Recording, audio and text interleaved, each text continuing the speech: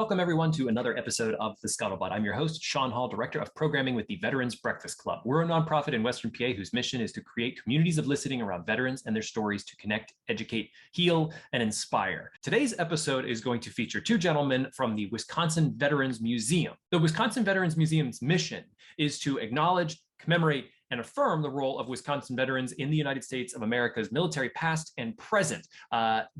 They have a lot of programs going on, and we're going to dive into all of that, as well as our two guests' personal history and Eric Wright's actual service. We're going to get to all of that in this episode. But if you don't know anything about the Wisconsin Veterans Museum, you can visit them on their website at wisvetsmuseum.com. That's wisvetsmuseum, all one word, .com. You can get a lot of information about their archive, about all the programs that they have, or you can just watch or listen to this episode. I was so excited for Eric and Chris to join me to talk about the museum, and I plan on having more museums on the Scuttlebutt in the future.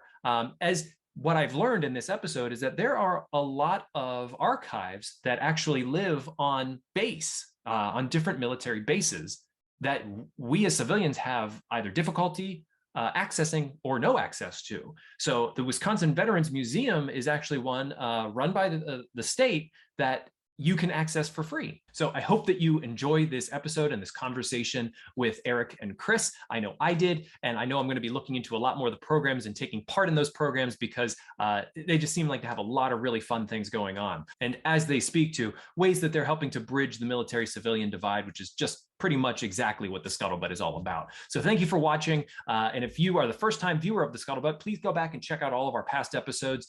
You can check them out across podcast platforms or on YouTube. And thanks for watching. Thanks, Sean. It's good to be here. Thanks for inviting us on. We really appreciate it. My name's Eric Wright. I'm the education specialist at the Wisconsin Veterans Museum here in Madison, Wisconsin. I've been here for almost 4 years now, and been working in museums systems for 12 years, always in a military capacity. But not to because my boss is on here, I'm not saying it because he's there, but this is one of the finest institutions I've worked for, as far as putting a state's military history or just military history in general out there for the public, and trying to bridge that divide between the civilian and military worlds, and show everybody out there what the military is really about and the challenges that we face on a daily basis that we have faced for a very long time now. And so it's just very exciting to work here at this museum. I really love my job. And you saying one of the finest institutions you've been a part of, you've been a part of the military. So is it on par? Yeah. Well, I mean, nothing's on par with being in the military, sitting inside an M1A1 tank and rolling across the desert at 60 miles an hour, shooting things 4 miles away. Nothing equates to that. But in the civilian world, what we do here and the way that we do it, it's a really great institution. We've got great leadership. We've got great stories to tell. All the stories that we tell are Wisconsin centric. So we're always talking about our veterans here. And as a matter of fact, that's one of the things that we like to do here at the museum is just tell those Wisconsin veterans stories rather than just going through a chronology of military history. And it just really engages our audience, whether that's school groups coming in or veterans groups or just people off the streets who are just visiting Madison for an afternoon. It just really engages them that way and brings them in a little bit closer to the stories that we're trying to tell and what we're trying to do here. And Eric, real quick before we introduce Chris, what branch and what years? So I was in the U.S. Army from 90 to 98, Desert Storm veteran. And then after I got out of the Army, I was a Navy civilian for 4 years as well, working for their museum systems from 2014 to 2018. Excellent. And Chris, welcome to the program. Thank you so much for joining us on the Scuttlebutt. Hey, thanks for having us, Sean. My name is Chris Klukowski. I'm the director of the Wisconsin Veterans Museum, and I'm Eric's boss. I came to Wisconsin back in January of 2020, so about 10 weeks before the pandemic hit. Oh boy. My background is history and mass communications and public history. Worked for the National Park Service, Kentucky State Parks, ran museums for the U.S. Army as a civilian for a while, was director of the MacArthur Memorial, have basically spent my career preserving and interpreting military history in the United States from 1775 to the present.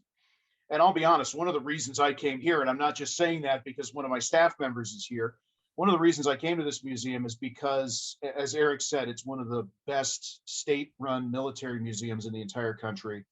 And the passion and professionalism of the staff. I've visited many times. I've got family from Wisconsin. I've got many Wisconsin veterans in my family tree going back to the Civil War. And so I knew this museum, I knew the staff, and when the opportunity came along to be a part of what was going to happen, I couldn't pass it up. And even with everything that's happened with the pandemic and everything, it's been a great move. And to Eric's point, we are the Wisconsin Veterans Museum. We tell the military history of Wisconsin from 1861 to the present, but we're about more than just military history, as Eric said. We tell the story of people. We believe every veteran is a story, no matter who you are, no matter when you serve, no matter the rank, and it deserves preservation and being shared with people. Wisconsin was there. There are a tremendous amount of historical events that people know that don't realize there's a Wisconsin connection. And then the last one is this still matters. Everything we talk about is relevant, and there's some relevance to today. There's something to learn from, be inspired by, take it what you will. And so the opportunity to be a part of the future of the museum, it was just something I couldn't pass up. Certainly. And Chris, you seem to have touched a bit upon the museum's mission. I wonder if you could speak to it more specifically, and how long it's been around. The museum's been around since 1901. We were founded in the state capitol as the GAR Memorial Hall by members of the Grand Army of the Republic, which, for those who may not be familiar, was the veterans organization of Union Civil War veterans. So the first people to have our jobs were Civil War veterans. And we were founded by the veterans for the people of Wisconsin. And that's something I always tell whenever I do tours. We are by veterans for the people of Wisconsin. And we've been around since then. We were in the Capitol. We moved to our current facility in 1993, kind of outgrowing it, and we're looking at what the future is going to be. But we're located right in downtown Madison, directly across from the state museum or the state Capitol. We're free. We're open to the public 6 days a week, and we take our mission very, very seriously. And to Eric's one quick point on what Eric said about civil military divide, one of the points I make to people is, when you think about military museums in this country, particularly the ones run by the Department of Defense, the vast majority of them are on post or on base, and so they're behind a security perimeter. We are one of the very few museums that you can visit that is run by a government agency that tells military history, and you don't have to go through security. And so we take our mission of connecting Wisconsinites and Americans with the military and veterans. We take that very, very seriously. That speaks directly to not only the podcast here, but also BBC as a whole, just the Civ Mill Divide, and just trying to bridge that. We talk about that all the time here on the Scuttlebutt. And Eric, I wonder if you could speak a bit to that history. Being the education specialist, you bring in groups, you talk to them, about the exhibits, everything that's going on at the museum. I find it amazing that as early as 1901, the military was already trying to do that, was trying to already bridge that divide. Oh, absolutely. I think the military has been trying to bridge that divide since its inception, actually. Mm-hmm. We started as a citizen army. These were citizen soldiers coming in. They had no formal military training. And of course, I'm talking about, revolution. And even if you look at the War of 1812, Civil War as well, you really don't start seeing a modern army that we would recognize until right around the 1900s. And so I think that always having the citizen or the civilian divide between what is perceived by the general public and what actually happens in the military has always been around, and they've always tried to shorten that divide, I guess, or to bridge it with knowledge. And that's just a continuation of what we're doing here today.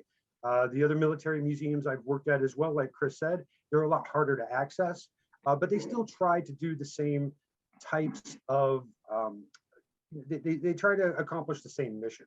And that's not being a place of recruitment or nationalism, but a place to let people see what their military is doing for them and how they are helping not only in wars and all the things that we would associate with the military, but in other aspects as well. Peacekeeping, aid to whoever might need it, and just endeavors like that. And so just being able to show, communities all around the US that this is what the military is out there doing for you. We're not always carrying weapons. We're not always firing our tanks. We're out there for a much bigger purpose. And so I think that's really important. And like Chris said, that's one of our main missions here, one of our main goals. And I think we're really successful. Education is so key in bridging this divide. And that is another thing that I hadn't heard of as a civilian, is that there's a lot of museums that are on base, I guess, that you can't access, or is it more difficult to access? It's absolutely more difficult to access. I mean, for instance, the official U.S. Navy Museum is on the Washington Naval Yard. Good luck trying to get on there to see that museum. And that's a fantastic museum. I mean, you could spend days in there looking at their collections and reviewing the stories that they tell. But getting on Washington Naval Yard is very difficult. The new Infantry Museum that just opened up at Fort Benning, Georgia, it's on base as well. And so that's difficult to access also. So there is a lot of, I don't want to say issues with accessing those museums, but certainly it is a difficult endeavor sometimes. Chris, could you talk a bit about what Eric just mentioned, access? And you said it's free for anybody coming to the museum. How is it that you just physically access the building, and how easy is it to get in through to the events and the programs and the exhibits? Literally, we are on a storefront right at the top of State Street. If anybody's familiar with Madison, Wisconsin, State Street is kind of the main artery connecting the campus on one end of the University of Wisconsin, and on the other end is the state capitol. So we are literally actually in an old converted department store. So you can literally walk in whenever we're open. The doors are open. You just walk in. There's no rigmarole of going through a security gate. And the Army museums I worked at, one was behind the wire and had to go through a security check too. And the other one at Fort Knox, we had a dedicated entrance. You could leave your car and then walk through a lockable turnstile over to the museum. But still, there's a perception. It's off-putting. We don't have any of that. You can just literally open a door, walk in. Our front desk people and our store people are right there. They'll get you oriented and get you engaging with what we're doing. And I think it's I don't mean to interrupt. I think it's funny. I'm often downstairs, and the look on people's faces when you tell them it's free. There's not a whole lot of free things left in this world. That's true. But to walk into our museum and they start pulling out their wallet and they're like, "How much does it cost to get in?" Not a charge at all. That's fantastic. Yeah, it's wonderful to be able to provide these events free of charge for anybody who wants to come in and learn about it. It certainly probably helps out with schools and whatnot, schools that want to come in and get and educate their students as well. Do you do many school tours? Oh my goodness. We just got done with our school tour season, as we call it, which basically runs from February to the end of May to the end of the school year. Mm-hmm. We get roughly 200. 200 was a good month of tours right now. As we're looking at post-COVID, pre-COVID, we would sometimes get anywhere from 300 to 350 tours a month, school tours. And so, yeah, we get slammed during the spring as everybody's closing out the school year. Wisconsin state code or what have you looks at Civil War toward the end of the school year. And so a lot of teachers want to come and focus on that. And that's right where our exhibits start, is right on the Civil War. So they have a high emphasis on that, but they enjoy the rest of the tours as well. I don't have the numbers right here in front of me. I know that we were pushing right around 3,500 students a month for the past few months. And like I said, those are post-COVID numbers. Pre-COVID numbers were much higher. We are getting back up to those pre-COVID numbers, but I think that's going to take maybe another season or two. One out of every 3 of our visitors, Sean, is related somehow to a school tour or an educational institution, which, if I can be cosmic for just a second, to me is really important, because everything that we're doing, if the next generation doesn't appreciate the value what we're, this history, this legacy, what veterans are and what they've done, then our work is diminished. And so what Eric does and what his team does is very important, because that's the next generation of visitors. Mm-hmm. And they're the ones we're going to pass. We're just custodians for our time here. And then they're the ones we're going to pass it to going forward. So this is another area that's of great emphasis to us, for sure. Speaking specifically more to the stories that you collect, here at VBC, we're all about the stories. That's pretty much what we build our mission around, is veterans telling stories and creating community around that. As you look through your archive, how do you present these stories? If we go back to Civil War, walking through the museum, how do you interact with or engage with the stories from this history? So what we do is we try not just to tell the unique stories, but also the stories that serve as connecting points through history. So for instance, when you come into our Civil War gallery, and we're doing a lot better, we're doing a better job of this, and we're constantly trying to improve ourselves as far as the types and the content of the stories that we tell.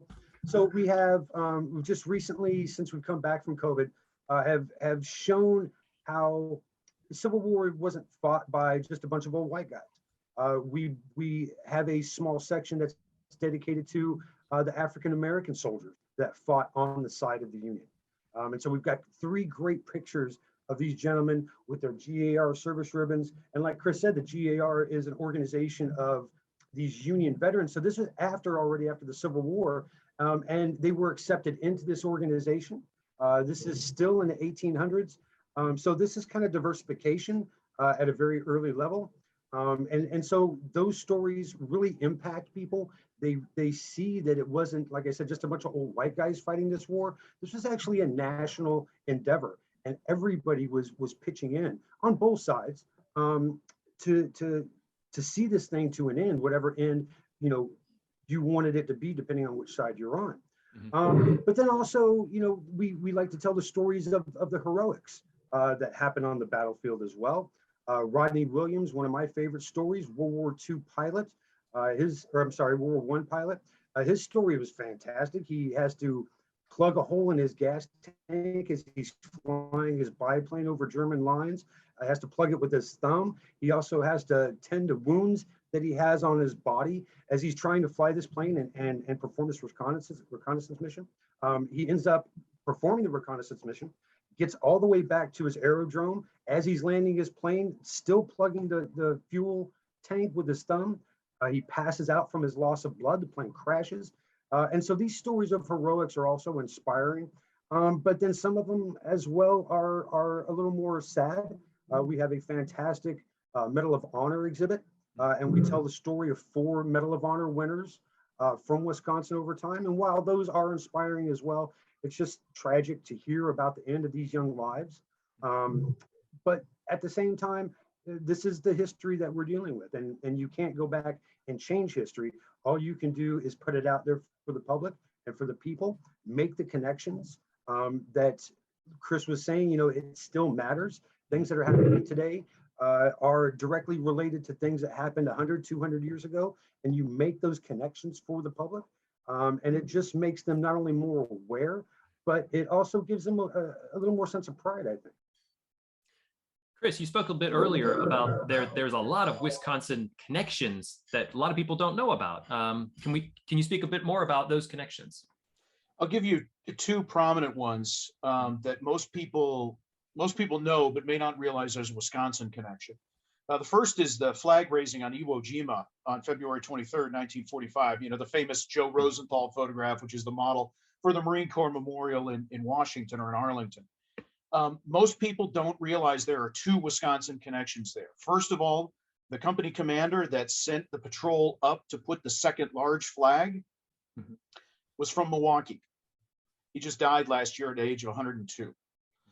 And then the woman that developed the photograph and was the first person to see it when it came over the wire to Marine Public Affairs in Honolulu, at the Marine Corps headquarters there in Honolulu, the woman that developed it and the first person to see it before it got worldwide distribution lived in Madison after the war.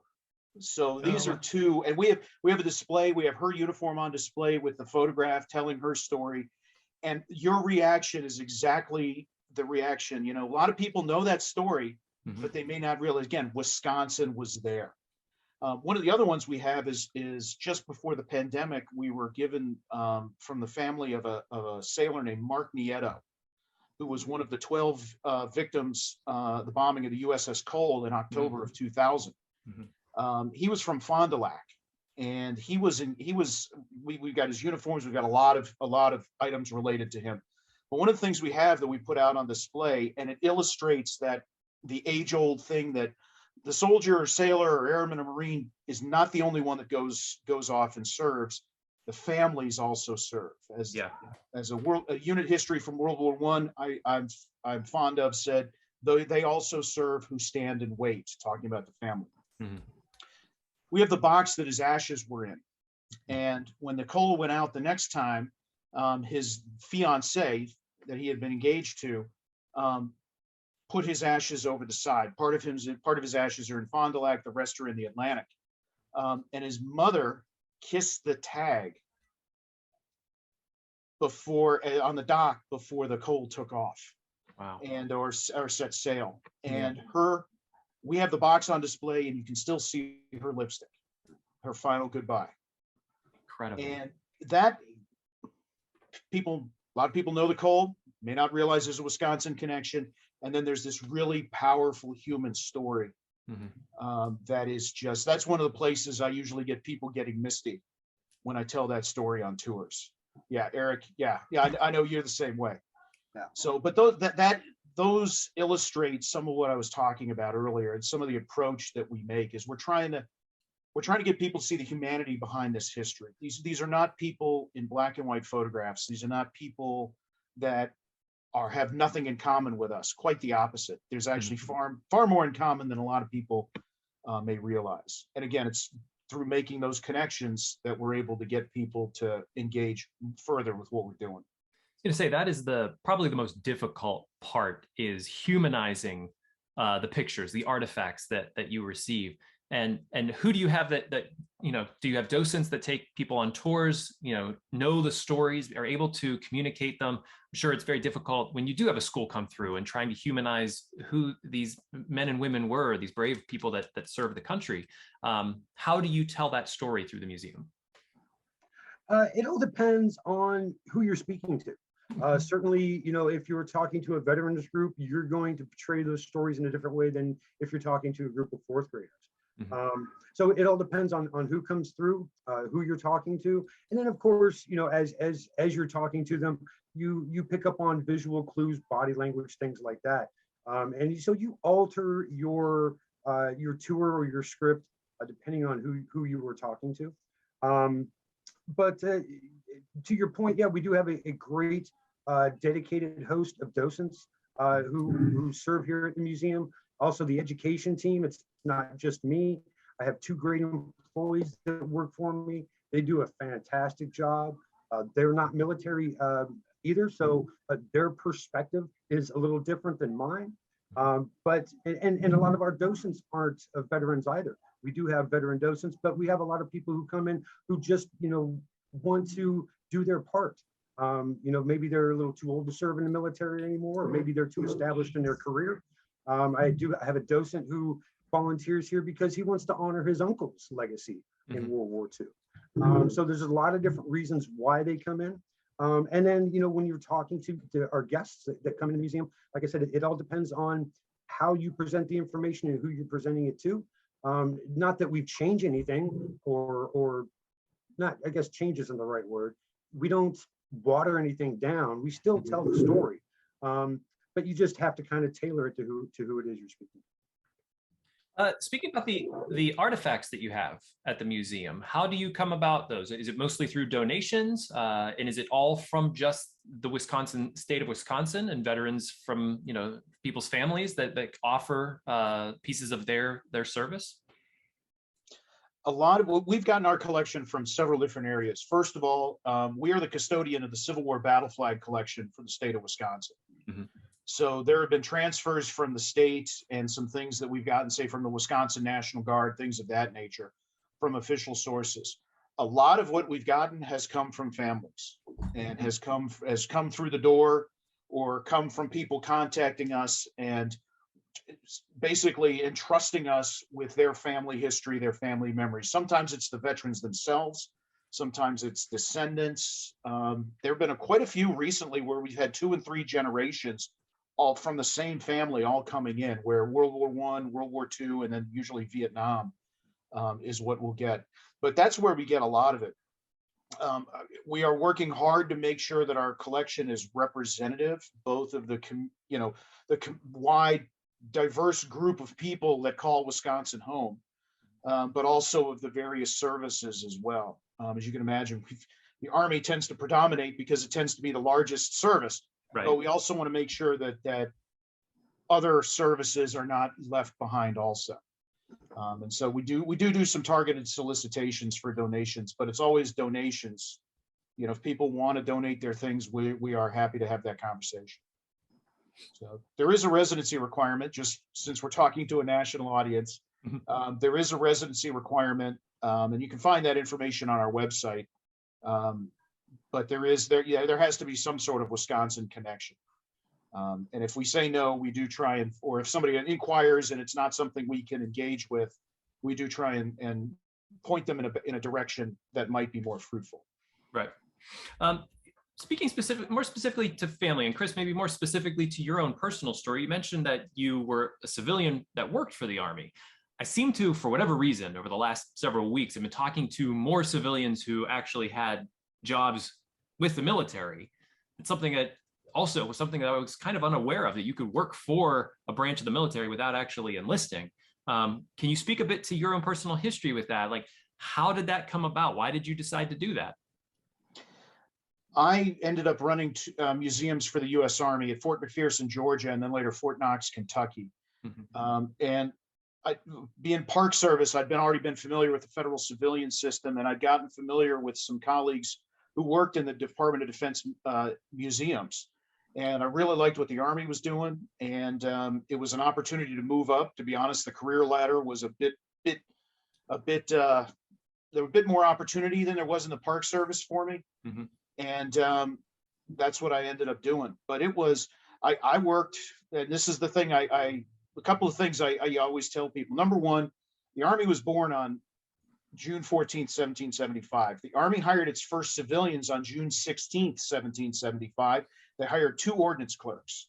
And so that's one thing you learn when you go through, they do an orientation. And that's one of the things you learn, is that there's been civilian employees with the Army almost as long as there has been an Army.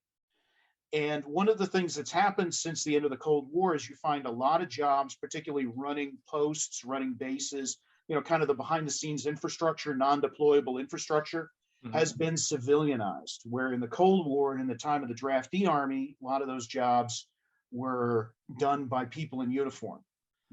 You don't see soldiers cutting grass anymore, that sort of thing.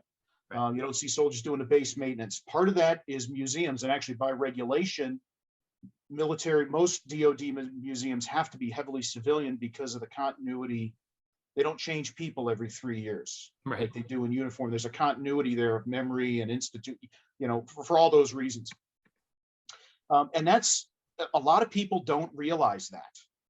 And it's a revelation. I worked with people at Fort Knox that worked for the Army for 25 years as a civilian, never wore the uniform, but they were proud to work for the Army and support the green suiters, support the folks in uniform.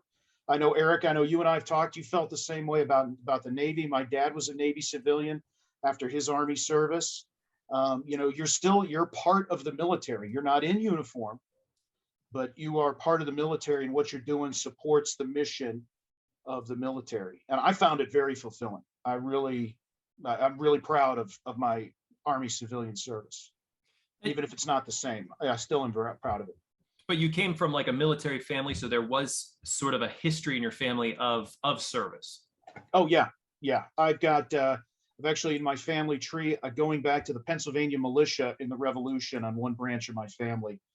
From there, every conflict forward to the current one, I have family members in, mostly from Wisconsin, but from other states as well. And so there's that ethos of service, public service in some ways has been the family business. Eric, speaking specifically to your personal background, you come from a military family as well? I do. My great-great-grandfather served in World War I. My grandfather served in World War II. My father served in Vietnam. Now, it comes to me. I did my service in the Army, Desert Storm, and now my son is a captain in the U.S. Army as well. He's right in the middle of a PCS move.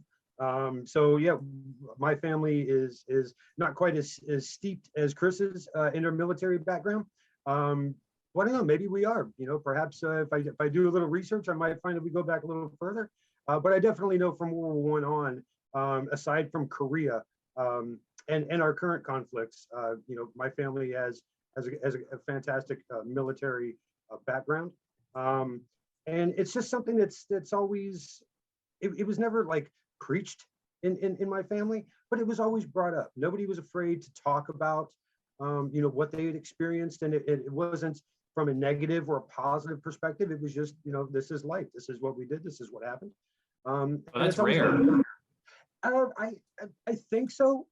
Unfortunately, I maybe I'm a little altruistic, and I'm hoping that people out there talk about their service that way, as just a part of their life, because that's really what your military service is. I mean, it means a lot more to you, but in reality, it's just a part of your life. There's life before service and life after service, and you can make both just as fulfilling and as enriching as your service career. But it's just always been a real positive experience, and it's kind of it sort of led me to go down that route. There was a lot of other reasons why I joined, but it's just been fantastic, and then being able to serve the military community and the veteran community afterwards.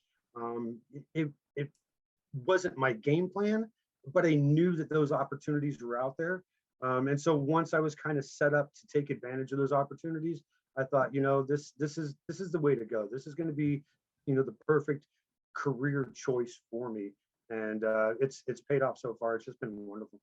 What were some of the other reasons why you decided to enlist? Oh, geez. As our marketing specialist puts it, we have a magazine that our foundation puts out called The Bugle, and every issue is, there's a section on Meet the Staff.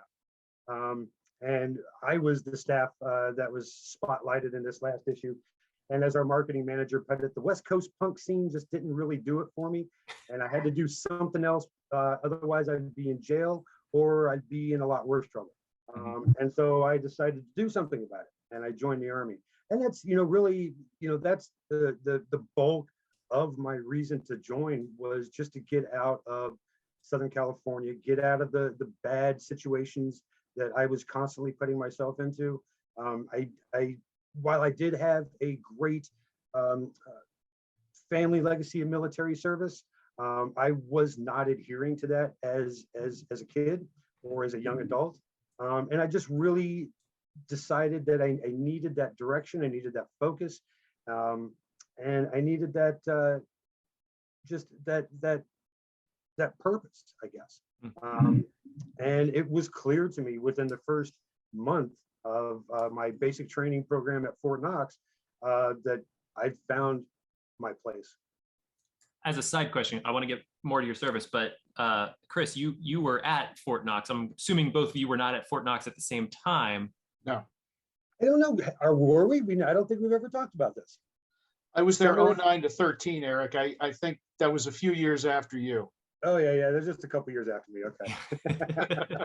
But Eric, did you visit that museum at Fort Knox when you were there? Yeah, it was kind of mandatory. It was, visit the Patton Museum Day, learn about the people who had come before you, what their inspirations were, and just learn about what service means. A lot of the kids that go into basic training, they all have their own reasons for going in. And maybe just a few of them, just a small fraction of them really know what that service means, and that's why they're doing it.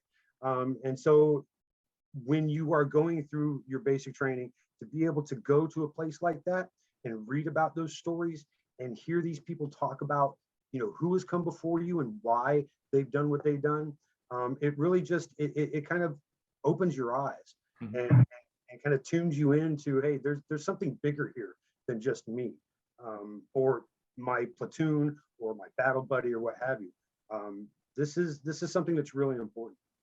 So yeah, I'm sorry, go ahead. I was gonna say, it has to, I'm just thinking of this, it has to land a lot differently with somebody who is enlisted in basic training, seeing this museum and learning about the guys who came before them, and a civilian who walks in and just kind of wants to learn about, a battle or learn about a particular, particular war.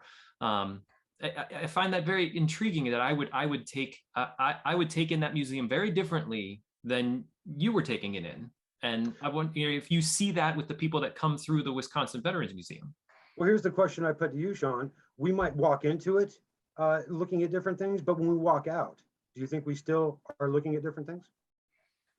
Oh boy, I'm gonna have to ruminate on that. It's rhetorical, of course, but yeah.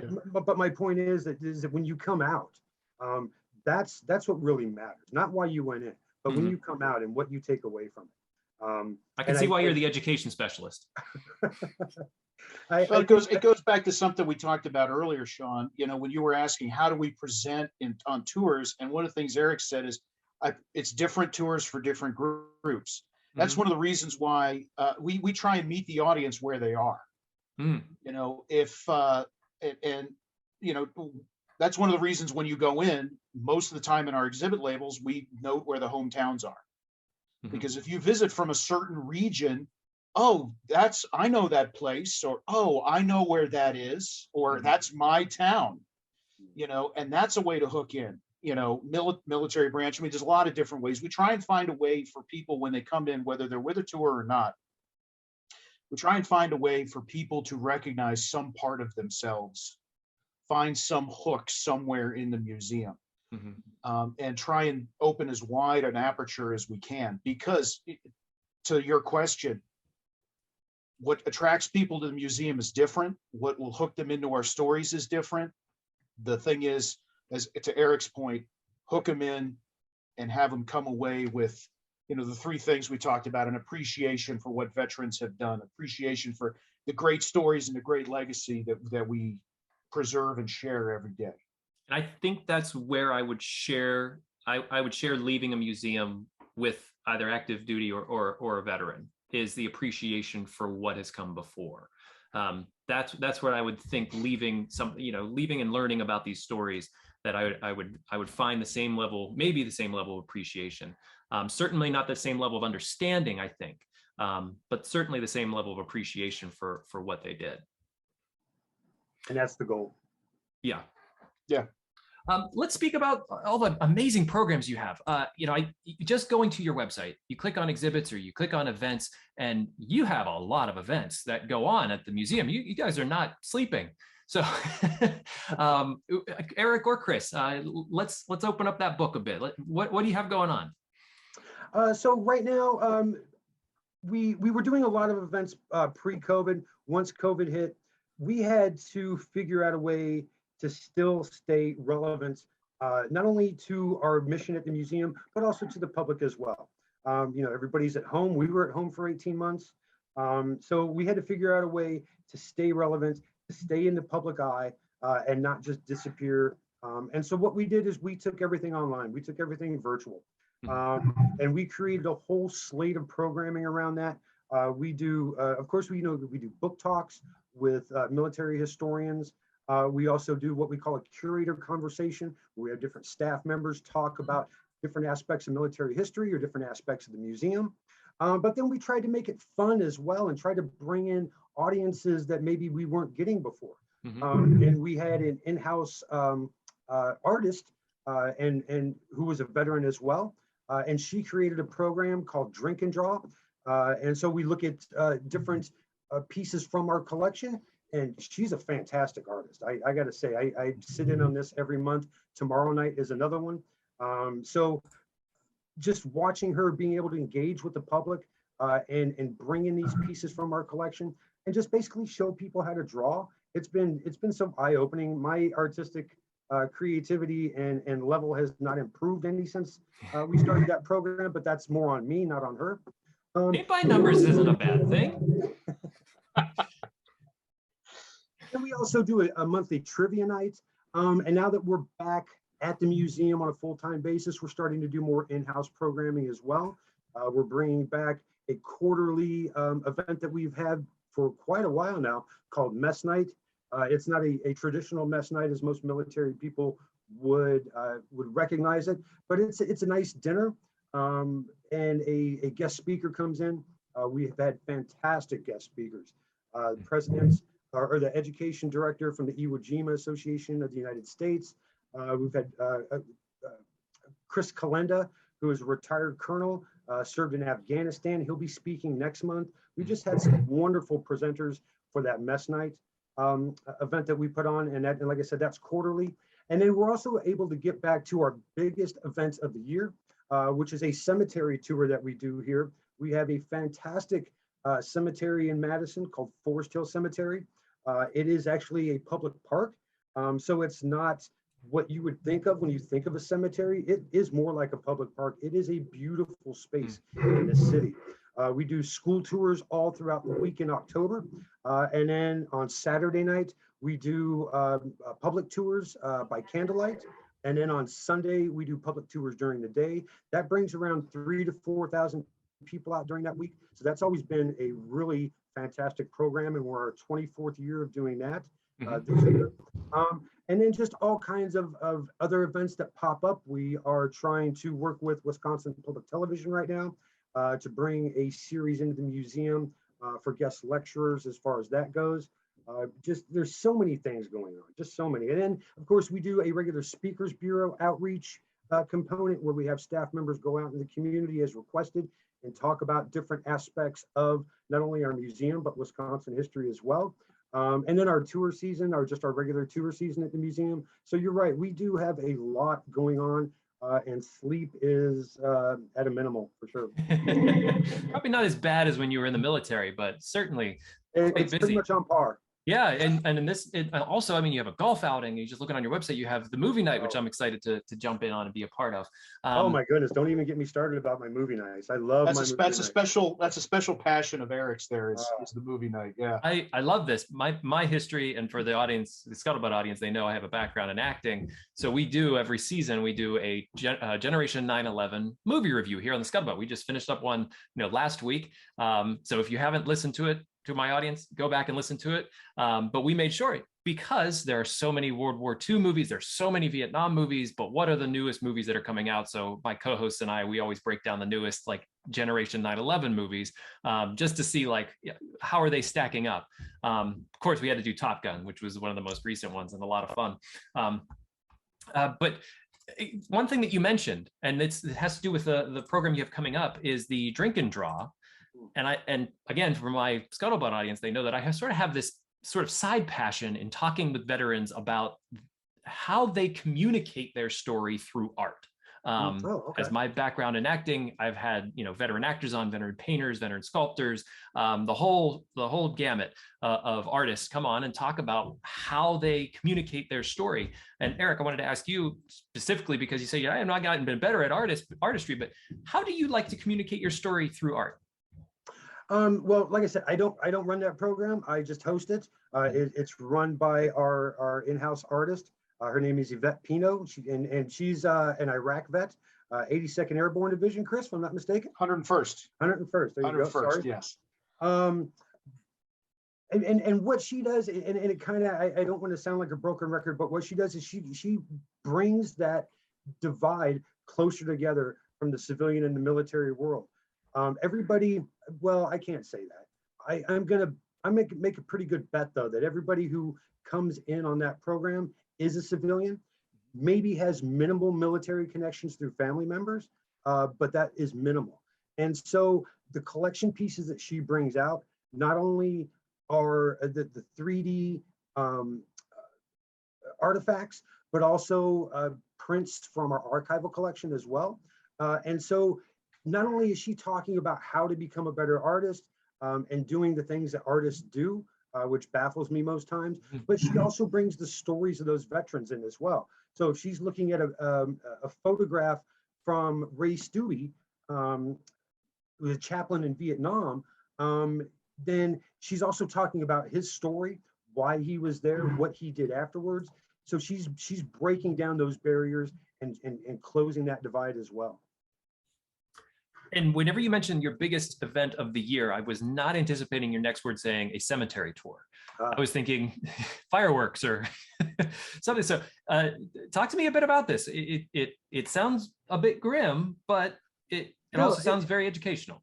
I mean, I suppose it does maybe sound a bit grim to walk around a cemetery for 90 minutes and learn, you know, maybe about some of this history, but it's really, like I said, it's a fantastic, first of all, it's a fantastic park. You know, you pick any city in the US and you pick your most beautiful public space. And this cemetery is on par with that. It's just a gorgeous place to be. And then the veteran history that's out there. There is a huge veteran section, and we don't even make it out there. That's too far out in the cemetery to go. So just walking around the general cemetery space, there's so many veteran stories. Some of them are sad, some of them are a little grim, but others are just simply fantastic.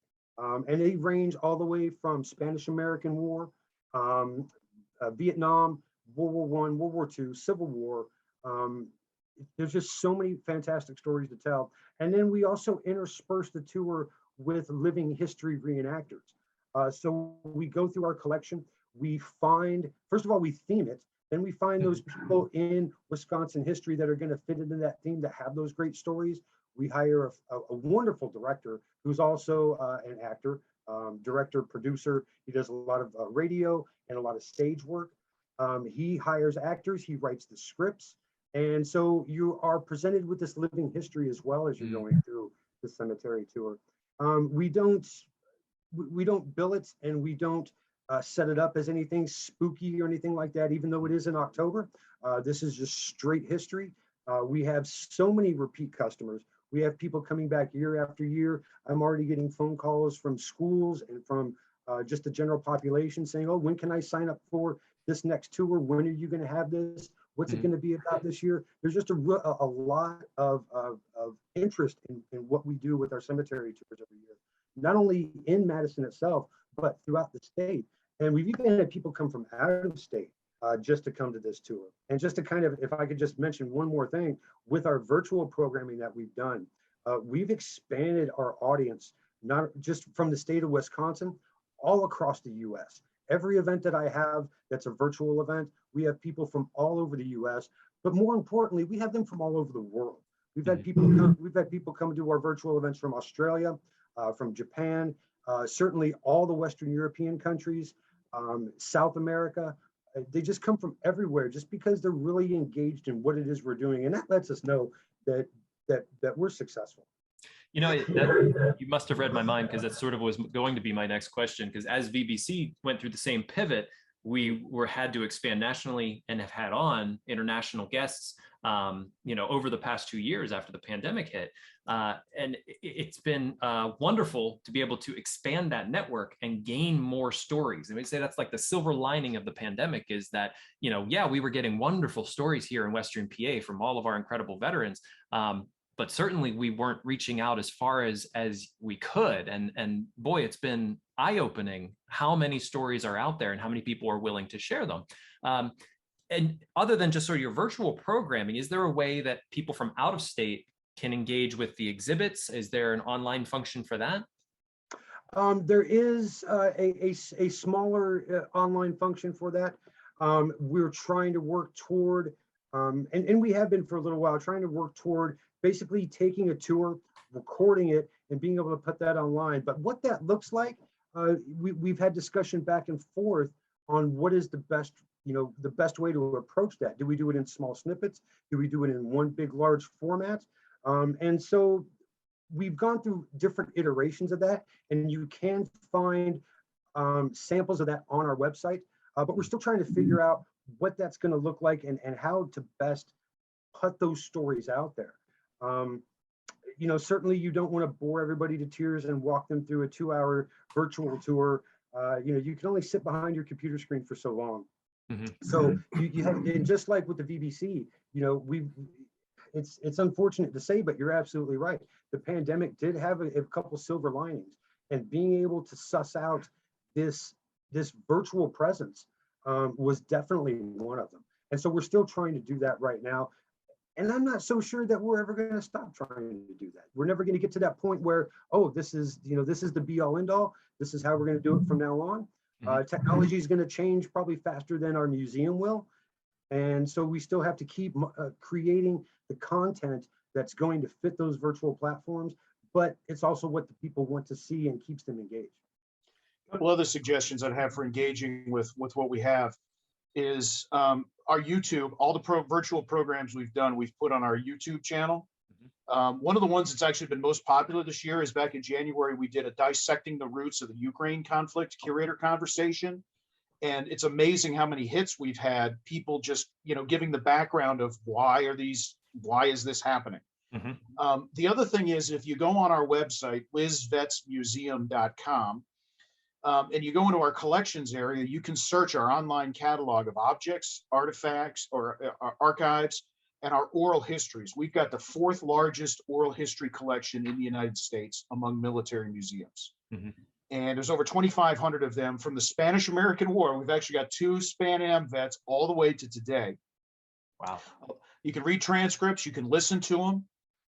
Just go into any of the search bars, and if you want, say you want to see what happens, it's say, Desert Storm, you want to see, put in a unit, put in Desert Storm, put in a location, it'll pop up all the relevant collections, and then you can just go through. We've got information on the veterans, photographs of the objects. You can read some of the stuff that's digitized. It's a great way to see what we have. It's a tremendous resource, and to be honest, I would love to see more people paw through it. There's some great stuff in there. That's certainly what VBC is attempting to do. We've recently got our own Veterans History Project up off the ground, and are just, starting to get people involved and in the know of, hey, connect with us. We'll connect you with a volunteer, and we want to catalog your story. As I said earlier, there's no shortage of stories, and you want to make sure to get them all before they're gone or forgotten. Exactly. The history, anytime you speak with a museum or think about a museum, you kind of think like, okay, it's history. But that history really does have a purpose, and it needs people to be passionate about that to continue the legacy. As you were saying, Chris, when you bring students in, these are the people that we're going to be handing this off to, eventually. Right. And I'm thinking more along the lines of like Civ Mill Divide, that you start back Spanish American or Civil War, everybody kind of knew someone that was in the military, or they were in the military themselves. We come up to today, and we know that the Civ Mill Divide has never been wider. That many people don't know anybody in the military. Many people don't know anything about the military. How do, other than education, how do we continue forward? How do we continue to bring people into the museum and make it important for them to learn this history? I think the big thing, and Eric, feel free to jump in, but one of the things when we talk about bridging the civil military divide, we're trying to demystify the military. That's the word that I use, all the demystify. A lot of people, when I was living in Hampton Roads, Virginia, which per capita is the #1 military community in the entire United States, we were getting a briefing once from about the military presence in Hampton Roads, which is, I don't need to tell you and your listeners, Sean, is considerable. And even using the phrase of how many 4-star headquarters there are, which 4-star general level headquarters, right? We all know what that means. It was amazing to me how many people who had grown up in that region didn't know what that meant. Thought it was like a nice hotel, like 4-star. They didn't even know. Yeah, I think that's what they thought it was. It was like a Yelp review or something. And it's like, no. And that, I've always remembered that, because that's something that even people that grow up around it in a place like that have trouble understanding. And so if whatever we can do to demystify the military as an institution and help put it in plain language, if you will. The other thing goes back to what we talked about making it relevant to people. Our temporary exhibit, we change out our exhibits every couple of years. And our current temporary exhibit is called Souvenirs of Service, the things they kept. And it's from the Civil War right to today. And quite frankly, it's a lot of the cool stuff that we have in our collection that we've wanted to put on display for a while. We just haven't had a chance. Yeah. We've got, the souvenirs from the Civil War all the way around, photographs. It's amazing some of the commonalities. Soldiers and sailors love to have their pictures taken riding like carabao and camels and things like that. And you can see them from different eras. But we've also got, a guy parachuted out of a B-29 in over China. The parachute that saved his life, he sent home to his wife and said, "Here, make a dress." And we have her dress on display. Wow. We've got some of our oral histories in there, people talking about, this is why I saved this item and brought it home. And that's all great, but notice what I said at the beginning, souvenirs. Everybody understands the concept of a souvenir, why you collect souvenirs. So we're starting with a concept that everybody understands, and saying, okay, have you thought about how this applies to veterans? And then people are like, oh, let's see what kind of souvenirs veterans brought home. And then you walk through and you engage with these really amazing stories. And so in answer to your question, I would offer those two thoughts. And Eric, I don't know if you've got anything to add to that. No, that's the perfect summation of that, Chris. Everybody, it doesn't matter where you go. Family goes on vacation to Disneyland, a soldier gets deployed to, X place in the world, you bring things back with you. And like Chris said, you start from that common level, that common understanding. Souvenirs, everybody knows what that is. And once it's great to see people walk through there, and you see them light up. They're like, that's what I would have brought that home with me. They're not saying it, but you can see it in their face. And it's not, I would have brought that home with me if I was in a war zone.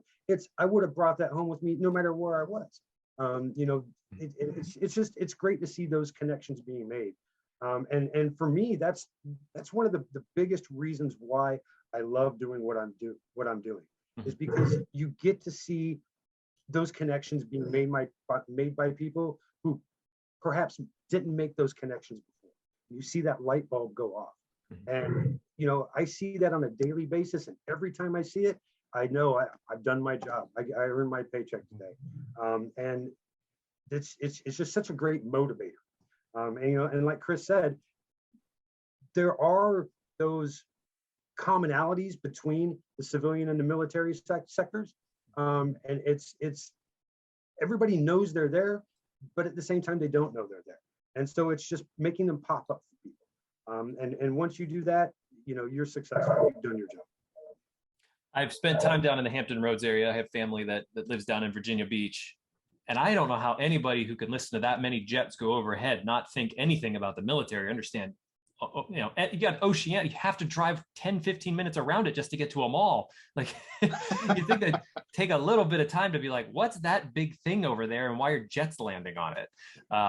Or you hear them firing off live ammunition out in the ocean, it shakes your windows and you're like, what's going on?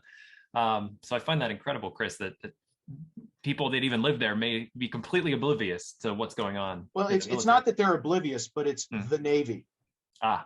It's the Air Force, and it all fades into just the military. They don't see a difference between Langley and Oceana, for example, or the naval station in Little Creek. They just know that this is the military base. This is the Navy base. Right. And they don't really think about what's there. And they don't really realize what, particularly in the case of Norfolk, which also has a NATO headquarters, a lot of people may not realize what that really means to have the only NATO headquarters outside of Europe. For those of us who are around the military, have been involved with it, what have you, we understand, the importance of Air Combat Command for the Air Force at Langley Air Force Base, and what it means for the Air Force. To a lot of people, it's not that they're oblivious, it's just that it's just this thing that's over there. Right. Not just a thing, the people as well. They, like Chris said, they see it's the military, but the military consists of fathers and mothers and sons and daughters. And everybody has those. Everybody has a mother and a father. Everybody has relations, family members, extended or immediate. And so just showing people who don't put those together that these are just people, just like you, just like me, just like anybody walking down the street. We just have a different job. It really shouldn't set us apart. It should actually bring us closer together. And I think that's one of the things that we're trying to do here, is just bring us closer together, as opposed to putting people in this box or in that box, in this category or in that category. We're all just people. Just some of us have different jobs than others. That's what I always talk with my civilian friends about. If they're like, well, how do you talk to veterans? I'm like, they're a person. I didn't understand it 2 years ago, but the more conversations I have, the more it's like they're a person who has a job. Talk to them about their job. We chat about our job all the time. 2 questions for you guys before I let you go. First being, for the people that are in Wisconsin that may be listening to this podcast and not know anything about the Wisconsin Veterans Museum, what should they know, and how do you get them to come on in? I'll take that one, Chris, and Go for it, Eric. The thing that they should know is that we are conveniently located right here across the street from the Capitol. We're free. Like Chris said, we're open 6 days a week, Tuesday through Sunday. The Sunday hours are through April through September only. Once we go into the winter, we lose our Sunday hours, so we drop down to 5 days a week, but that we're free. You can come in here anytime you want. You could spend as much time in here as you like. There's no requirement. There's no test, nothing like that. And every time you come in here, you're likely to see or at least observe something different. We have so much packed in to this small space. We only have about 3% of our collection on display, but we've got a Vietnam helicopter, we've got a World War II airplane, we've got a World War I airplane, we've got a World War II tank, we've got a cannon, we've got so much stuff in here. So every time you come in, you're likely to see or at least realize that there's different things in here, and you're going to see different stories, and you can come in here whenever you like. And I think for the people in Wisconsin, that's what we want them to know the most is this is your museum. We're an educational component of the Wisconsin Department of Veteran Affairs. So this is a resource for them to use. Please come and use it. If someone has a bit of family souvenirs, family heirlooms from their military service, do they just bring them into the museum, or is there someone they can contact? That we would ask them not to do. We do, even though we only have 3% of our collection on display, we still have a rather large collection. And so to have, 50 or 60 specific World War II uniforms, we can't sustain that sort of collection rate. So we do have a committee that looks at everything that is proposed being donated. We'll take where we see gaps in our collection, we'll take those pieces in, or if it's a really unique piece. But there is a process. It all starts on our website.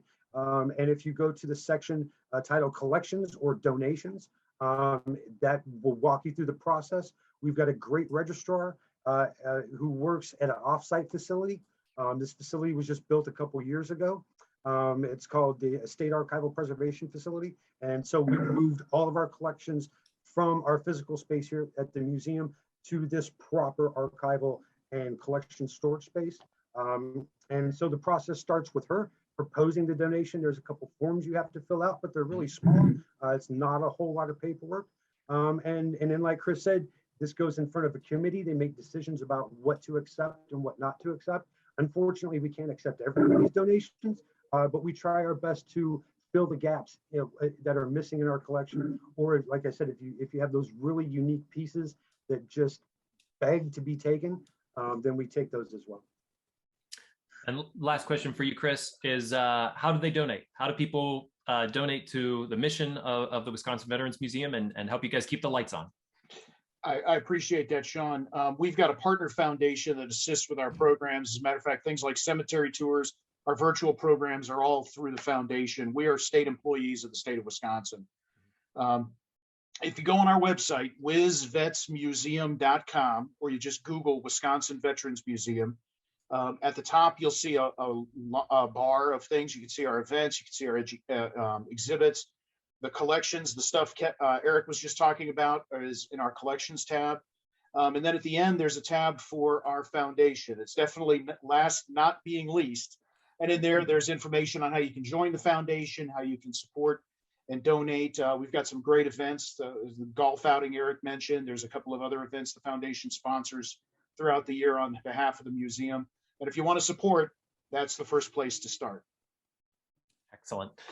Well, I hope that people do come out and be a part of what you have going on at the museum. I know I'm going to join in for at least the next couple movie nights. I want to make some suggestions because I'm a bit of a movie buff myself. Can't wait for those. And I hope to our listeners that you're able to get out to Wisconsin. And if you do get there, make sure you take in the Veterans Museum. It sounds like a really wonderful place and an incredible mission to support. Eric and Chris, I want to thank you both for coming on to the Scuttlebutt today to talk to me about the museum and a bit about your family history and your service as well. It was a pleasure and an honor. And to our listeners, please like, share, subscribe. Ring the bell on YouTube so you're the first to know whenever we release new episodes. And if you have any thoughts or questions about this episode, you can email me at Sean, SHAUN, at veteransbreakfastclub.org. Eric and Chris, thank you again so much. Hey, thanks for having us. Yeah, thanks so much, Sean.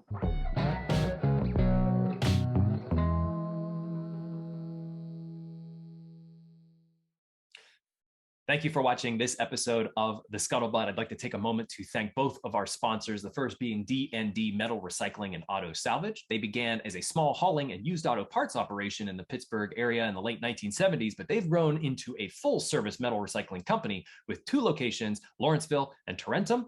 D&D accepts all types of metal, both ferrous and non-ferrous, that may be generated by industrial manufacturing, construction, and demolition, small commercial entities, as well as individual customers. They have a wide variety of material handling equipment and are capable of managing any type of job in a timely and efficient manner. You can contact them for quotes and availability at D&D. That's D&D autosalvage.com. Thank you so much to D&D. They've been a sponsor for quite some time, and we really appreciate their support. The second being tobacco-free Adagio Health. They are dedicated to reducing and preventing tobacco use and to getting the word out about the hazards of smoking and secondhand smoke. They're all about health. So they want people to quit, and they have classes and nicotine replacement therapy and a popular quit line, which is the easiest number to remember ever, 1-800-QUIT-NOW. They also educate people, children especially, about tobacco use from cigarettes, cigars, pipes, chew, snuff, and other nicotine products like vaping. Finally, Tobacco-Free Adagio Health advocates for public and private policies that ensure healthy places to live, work, and play. You can learn all of what Tobacco-Free Adagio Health offers at tobaccofree.adagiohealth.org, or you can watch our recent episode with Tobacco-Free Adagio Health on the Scuttlebutt, where they talk about a lot of the programs that they offer for those who are looking to quit. Thank you to both of our sponsors for their continued support of the Scuttlebutt podcast. We really appreciate it. Thanks.